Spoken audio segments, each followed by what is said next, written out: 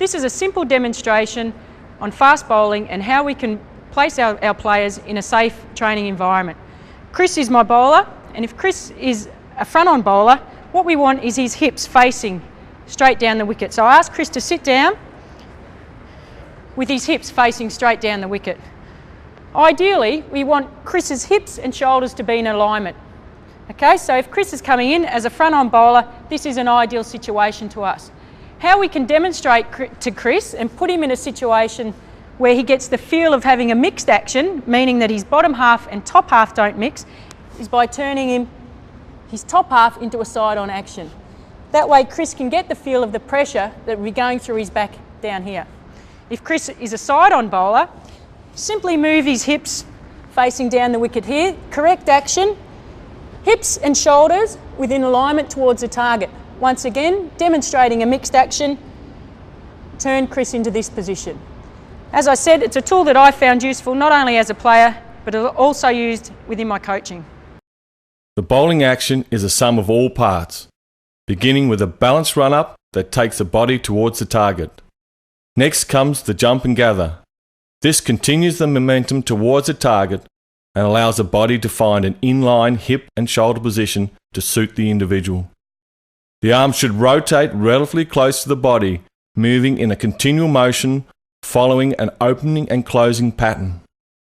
At release, the body should be fairly upright with the fingers behind the ball, supporting a grip that can produce the type of delivery the bowler wants.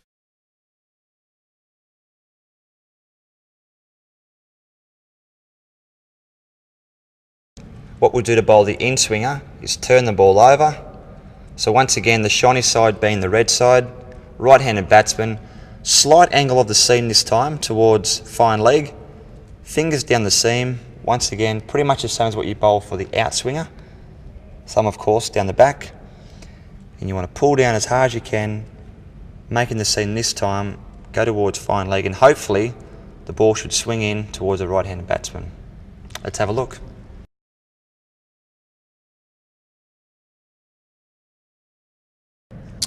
Now to bowl an outswinger, if we imagine that the red side of the ball is the shiny side, I like to place my two fingers about that far apart from the seam, thumb going down the back of the seam, straight down, maybe a slight little angle towards first slip if there's a right-handed batsman, and you want to come straight down behind the seam, pull down behind the ball, which will then give the ball the position, hopefully with a straight seam, to give every opportunity to swing, to go down the pitch and slightly go away from the right-hand batsman.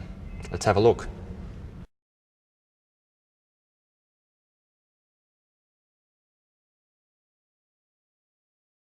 The leg cutter moves off the seam from leg to off stump. The fingers are placed down the seam with the middle finger on top or close to the top of the seam, with the first finger just off the seam. At release, the wrist and fingers are pulled down toward the offside, producing a delivery that leaves the pitch in the direction of the slips. The off cutter moves off the seam from the off stump to the leg stump. The fingers are placed down the seam with the first finger either on top of the seam or close to the top of the seam, with the middle finger just off the seam. At release, the wrists and fingers are pulled down toward the onside to produce a delivery that moves back into the batsman.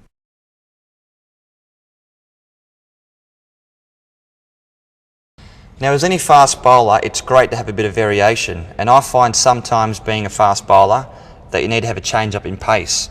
Now to bowl what we call a slower ball or a change of pace, I like to hold the ball pretty much the same as what I held the ball for an outswinger. As I'm just about to come over with my action, slide one finger down, and you want to bowl like a big off-cutting action. So then the seam turns and the ball should come out between 10, 15, 20 k's a bit slower. That's one version. Other version is obviously you take the fingers over the other side and bowl down like a leg cutter, so then the seam goes that way. These are two versions that I use, and if you can get them through practice and a lot of hard training, they can be very, very effective.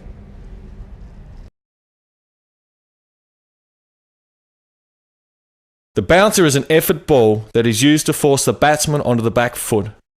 The grip can be fingers down or across the seam. The effort needs to be focused just before release, driving the ball into the pitch hard and short enough to pass the batsman at throat height. The Yorker is designed to surprise the batsman by pitching at their feet in line with the stumps. The focus for the bowler is on the spot where you want to pitch it, and then, depending on the variation you choose, the seam can be held to swing the ball or go straight to the stumps. The leg spinner is the core delivery of the leg spin bowler. It turns from leg to off for the right-hand batsman. We grip the ball firmly with our middle three fingers with soft support from the thumb and impart maximum spin with the third or ring finger. We aim to be moving towards the target with our body and spin up and over the top of the ball for maximum impact. The leg spinner relies heavily on his stock ball, the leg break. However, variation adds to the impact of the leg spin bowler, and the top spinner, wrong-un, flipper and back spinner or zutta are examples they can use. The wrong-un is a variation for the leg spinner, spinning in the opposite direction. The grip is the same in the first, second and third fingers with light support from the thumb.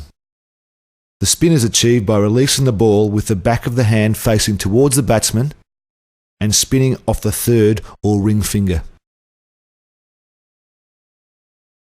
The top spinner is another variation for the leg spin bowler. The grip is the same and we are aiming to bowl with the back of the hand facing towards the bowler. We hope the ball to carry on straight and encourage greater bounce.